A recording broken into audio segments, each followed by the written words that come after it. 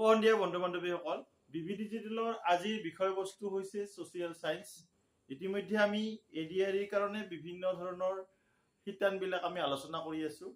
আমি এডিআৰিৰ আমি ভালেকেইটা চিলেবাছ দেখিছোঁ, যিবিলাক বেলেগ বেলেগ গ্ৰেডৰ এক্সাম আছে। সেই এক্সামবিলাকত ভালেকেইটা চিলেবাছত আমি ছ'চিয়েল চায়েন্সৰ ওপৰত প্ৰশ্ন থকা দেখিছোঁ। ইতিমধ্যে আমি ছ'চিয়েল চায়েন্সৰ অন্তৰ্গত অসম বুৰঞ্জী হওক, ভাৰত বুৰঞ্জী হওক, বা বেলেগ বেলেগ অসমৰ ভূগোল বা অন্যান্য কিছুমান শিতান আমি আলোচনা কৰিছোঁ। আজি আমি ছ'চিয়েল চায়েন্স অৰ্থাৎ সমাজ বিজ্ঞান বিভাগৰ বিভিন্ন ধৰণৰ প্ৰশ্ন লৈ আপোনালোকৰ ওচৰত হাজিৰ হৈছোঁ। গতিকে এই প্ৰশ্নবিলাক এনেহেন ধৰণৰ যে পৰীক্ষাত অহাৰ বাবে খুবেই চান্স আছে। গতিকে আপোনালোকে মনত ৰখাৰ কাৰণে চেষ্টা কৰিব, আৰু ভিডিঅ'টো যদি ভাল লাগে তেতিয়া লাইক শ্বেয়াৰ কমেণ্ট কৰিব নাপাহৰিব, আৰু লগতে চেনেলটো ছাবস্ক্ৰাইবো কৰিব যিবিলাকে ছাবস্ক্ৰাইব কৰা নাই। এতিয়া আমি পলম নকৰি ভিডিঅ'টোৰ মাজলৈ আগবাঢ়িছোঁ। ইয়াত কি দিয়া আছে, প্ৰথম প্ৰশ্ন সেইটো আমি চাই লওঁ। ইয়াতে দিয়া আছে, নিম্নলিখিত কোনটো স্থানত মহাত্মা গান্ধীয়ে 1942 চনৰ ভাৰত ত্যাগ আন্দোলন আৰম্ভ কৰিছিল? ইয়াতে অপশ্যন কেইটা চাব। ক প্ৰগতি ময়দান, খ গান্ধী ময়দান, গ শিৱাজী পাৰ্ক, আৰু খ আগষ্ট ক্ৰান্তি ময়দান। ইয়াৰে এটা স্থানৰ পৰা মহাত্মা গান্ধীয়ে কি কৰিছিল? ভাৰত ত্যাগ আন্দোলনৰ শুভাৰম্ভণি কৰিছিল, আৰু সেই স্থানটো কোনটো? গতিকে এইটো আমি জানিব লাগে। ইয়াৰ শুদ্ধ অপশ্যনটো হৈছে আগষ্ট ক্ৰান্তি ময়দান। এইটো মনত ৰাখিব, আগষ্ট ক্ৰান্তি ময়দান। ইয়াৰে আৰু এটা কথা মই কৈ দিছো, ইয়াৰে আৰু প্ৰশ্ন হিচাপত আমি ভাবিব পাৰো। এই শিৱাজী পাৰ্ক যে দিয়া আছে ইয়াতে অপশ্যনটো, এই শিৱাজী পাৰ্কত কি হৈছিল যে ভাৰতীয়সকলে সমবেত হৈছিল যেতিয়া ভাৰত স্বাধীন হৈছিল। হোৱাৰ পিছত লগে লগে ভাৰতীয়সকলে কি কৰিছিল? শিৱাজী পাৰ্কত কি হৈছিল? সমবেত হৈছিল। গতিকে এই কথাটো মনত ৰাখিব, ইয়াৰ লগতে জড়িত এটা প্ৰশ্ন হ'ব পাৰে। ইয়াৰ পিছত আমি 2 নম্বৰ প্ৰশ্নটোলৈ আহিছো। ভাৰতত ক'ত নিকেল পোৱা যায়? অৰ্থাৎ নিকেল যিটো ধাতু আছে, নিকেল ধাতু, এই নিকেল ধাতুটো ভাৰতবৰ্ষৰ ক'ত পোৱা যায়? ক অসম, খ পশ্চিমবংগ, গ উৰিষ্যা, আৰু খ মধ্যপ্ৰদেশ। ইয়াতে আমি যদি চাওঁ, ইয়াৰে শুদ্ধ অপশ্যনটো হ'ব উৰিষ্যা। উৰিষ্যাত এই আমাৰ কি হয়? নিকেল ধাতু যিটো সেইটো পোৱা যায়। তাৰপিছত আমাৰ 3 নম্বৰ প্ৰশ্ন, কৃষ্ণা নদী ক'ৰ পৰা উৎপত্তি হৈছে? কৃষ্ণা নদী দক্ষিণ ভাৰতৰ ফালে আছে। এই দক্ষিণ ভাৰতৰ ফালে থকা কৃষ্ণা নদীখন ক'ৰ পৰা উৎপত্তি হৈছে? ইয়াতে অপশ্যন কেইটা চাব। ক নাসিক, খ নালামালাই, গ মহাবালেশ্বৰ, আৰু এইটো খ হ'ব লাগিছিল। এই খ এটাও নহয়। ইয়াৰে শুদ্ধ অপশ্যনটো হৈছে এই মহাবালেশ্বৰ। এই মহাবালেশ্বৰৰ যিটো পশ্চিম ঘাট আছে, এই পশ্চিম ঘাটৰ পৰা কি হৈছিল? এই কৃষ্ণা নদী কি হৈছিল? উৎপত্তি হৈছিল। এইটো মনত ৰাখিব। বিশেষকে মুখ্য স্থানটো হৈছে কি? মহাবালেশ্বৰ। ইয়াৰ পিছত আমাৰ 4 নম্বৰ প্ৰশ্ন। 4 নম্বৰ প্ৰশ্নটো কি দিয়া আছে? ভাৰতৰ উচ্চতম জলপ্ৰপাতটোৰ নাম কি? ভাৰতৰ উচ্চতম জলপ্ৰপাত অৰ্থাৎ সাগৰ পৃষ্ঠৰ পৰা আটাইতকৈ ওপৰত থকা জলপ্ৰপাত যিটো আছে, সেই জলপ্ৰপাতটোৰ নামটো আমি জানিব লাগে। ইয়াতে দিয়া আছে ক জক, খ হজেনা কাল, গ কাঞ্চিকাল, খ নহ কালিকাই। ইয়াৰে শুদ্ধ অপশ্যনটো হৈছে কাঞ্চিকাল। এইটো দক্ষিণ ভাৰততে অৱস্থিত।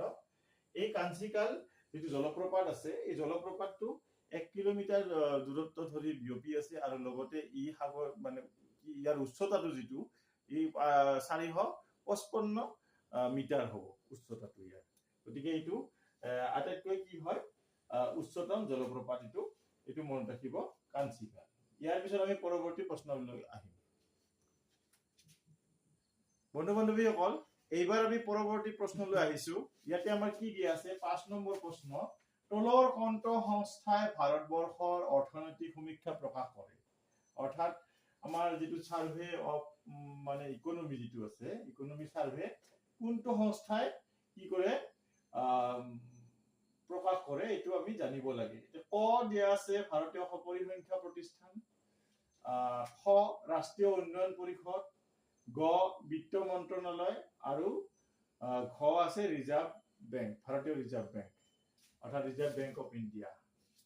ইয়াতে কোনটো হ'ব সেইটো আমাৰ জানিব লাগে। ইয়াতে আমি দেখিছো, আমি এই গ নম্বৰ যিটো বিত্ত মন্ত্ৰণালয়, ফাইনেন্স মিনিষ্ট্ৰি যিটো আছে, এইটোৱে হ'ব শুদ্ধ উত্তৰ। ই কি কৰে?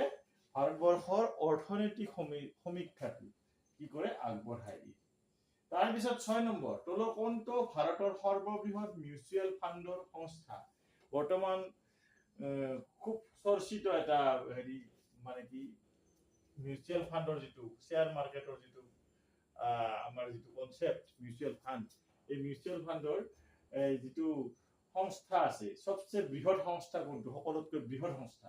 ইয়াতে ভাৰতবৰ্ষৰ কোনটো হ'ব? ইয়াতে দিয়ে অপশ্যনবিলাক চাব, ক unit trust of India UTI বুলি যাক নয় কয়, এছবিআই মিউচুৱেল ফাণ্ড, খ নম্বৰ গ ইণ্ড বেংক মিউচুৱেল ফাণ্ড, আৰু ঘ এটাও নহয়। ইয়াৰে শুদ্ধ অপশ্যনটো হৈছে কি ইউনিট ট্ৰাষ্ট অফ ইণ্ডিয়া অৰ্থাৎ ইউটিআই। ইউটিআইটো কি হ'ব? ভাৰতবৰ্ষৰ সৰ্ববৃহৎ মিউচুৱেল ফাণ্ডৰ সংস্থা। তাৰপিছত 7 নম্বৰ, ভাৰতৰ প্ৰাচীনতম লৌ আৰু তীখা প্ৰকল্পটোৰ নাম কি?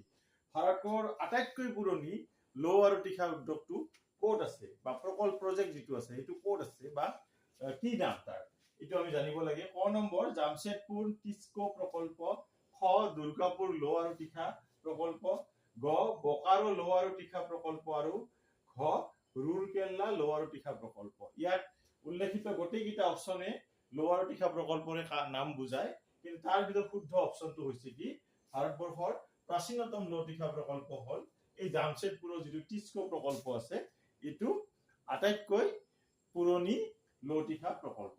ইয়াৰ ভিতৰত 8 নম্বৰ প্ৰশ্ন, এই যে আমাৰ প্লেনিং কমিশ্যন আছে, ভাৰতবৰ্ষৰ যিটো প্লেনিং কমিশ্যন অৰ্থাৎ পৰিকল্পনা আয়োগ, পৰিকল্পনা আয়োগৰ কাৰ্যটো কি, মুখ্য কাৰ্য কি? ইয়াতে অপশ্যন কেইটা চাব, ক পৰিকল্পনা কাৰ্যত পৰিণত কৰা, পৰিকল্পনাবিলাক কাৰ্যত পৰিণত কৰা, খ পৰিকল্পনা প্ৰস্তুতকৰণ অৰ্থাৎ পৰিকল্পনাবিলাক প্ৰস্তুত কৰে যিয়ে, গ পৰিকল্পনা ধনৰ যোগান ধৰা অৰ্থাৎ বিত্তীয় যিবিলাক যোগান, বিত্তীয় যোগানৰ যিটো ব্যৱস্থা কৰে সেইটো পৰিকল্পনা আয়োগে কৰা বুলি কৈছে ইয়াতে। আৰু ইয়াতে খ নম্বৰ অপশ্যন কি আছে, ক আৰু খ উভয়, এই ক আৰু খ যি দুটা অপশ্যন আছে সেই দুটা উভয় বুলি কৈছে। ইয়াৰে শুদ্ধ অপশ্যনটো কি হ'ব, পৰিকল্পনা আয়োগৰ মুখ্য কাৰ্য কি, সেইটো হৈছে পৰিকল্পনা প্ৰস্তুতকৰণ। পৰিকল্পনা প্ৰস্তুতকৰণটো পৰিকল্পনা আয়োগৰ মুখ্য কাৰ্য। বন্ধু বান্ধৱীসকল, এতিয়া আমি ইয়াৰ পৰৱৰ্তী প্ৰশ্নটোলৈ আহিছো। 9 নম্বৰ প্ৰশ্ন কি দিয়া আছে চাই লব, তলৰ কোনটো সংস্থাই দেশৰ বীমা ব্যৱসায়ক নিয়ন্ত্ৰণ কৰে? অৰ্থাৎ ভাৰতবৰ্ষৰ যিটো বীমা ইন্সুৰেন্স যিটো বিজনেস আছে, এই বিজনেসটো এটা সংস্থাই কি কৰে, নিয়ন্ত্ৰণ কৰে। এই সংস্থাটোৰ নামটো আমি জানিব লাগে। ইয়াতে ক number option RBI reserve bank of India, খ IRDA insurance regulatory and development authority of India, তাৰপিছত গ GIC general insurance corporation of India, আৰু ঘ সেবি হল securities and exchange board of India. ইয়াৰে কোনটো সংস্থাই দেশৰ বীমা ব্যৱসায় নিয়ন্ত্ৰণ কৰে? সেইটো শুদ্ধ অপশ্যন হল IRDA। এই IRDA টো হল insurance regulatory and development authority of India, যিটো 1999 চনত কি হৈছিল, গঠন কৰা হৈছিল। ইয়াৰ আগত কিন্তু এনেহেন ধৰণৰ বীমা ব্যৱসায় নিয়ন্ত্ৰণ কৰাৰ কোনো সংস্থা নাছিলে। গতিকে এই IRDA কি কৰিছিল, বহুত খেলি মেলি বীমা সংক্ৰান্তত মানে নোহোৱা কৰাৰ কাৰণে এই সংস্থাটো গঠন কৰিছিল ভাৰত চৰকাৰে, IRDA বুলি। তাৰপিছত 10 নম্বৰ প্ৰশ্ন, তলৰ কোনবিধ কেন্দ্ৰীয় চৰকাৰৰ কৰ নহয়? আমি যে কৰ বিলাক পাইছো, বিভিন্ন ধৰণৰ টেক্সৰ কথা কৈছে, এই টেক্সৰ ভিতৰত কোনটো টেক্স তাৰ মানে কি হয়, কেন্দ্ৰীয় চৰকাৰৰ অধীনত নহয়, এইটো ৰাজ্য চৰকাৰৰ অধীনত হয়। ইয়াতে এইটো জানিব লাগে, নিগম কৰ, যিবিলাক আমাৰ লিমিটেড কোম্পানী যিবিলাক আছে, কৰ্পোৰেচন বিলাক হেৰি আছে, সেই কৰ্পোৰেচন বিলাকৰ ক্ষেত্ৰত যিটো কৰৰ কথা আহে সেইটো। খ ভূমি ৰাজহ, যিটো আমাৰ ৰেভিনিউ, যিটো মাটিৰ মানে যিটো ৰেভিনিউ হয় সেইটো।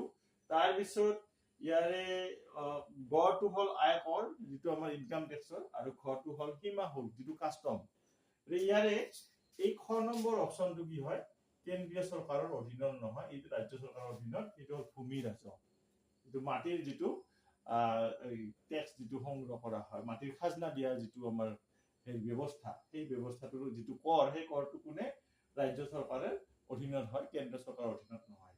11 নম্বৰ প্ৰশ্ন, ভাৰতৰ ৰাষ্ট্ৰপতি নিৰ্বাচন কোনে পৰিচালনা কৰে? ভাৰতৰ ৰাষ্ট্ৰপতি নিৰ্বাচন কোনে পৰিচালনা কৰে? কোনটো অপচনত শুদ্ধ উত্তৰটো আছে আমি চাই লওঁ। ক লোকসভাৰ অধ্যক্ষ, খ ভাৰতৰ নিৰ্বাচনী আয়োগ, গ উচ্চতম ন্যায়ালয়ৰ মুখ্য ন্যায়াধীশ আৰু ঘ সংসদীয় পৰিক্ৰমা মন্ত্ৰী। ইয়াৰে শুদ্ধ অপচনটো হৈছে এই খ নম্বৰ অপচন, ভাৰতৰ নিৰ্বাচনী আয়োগ।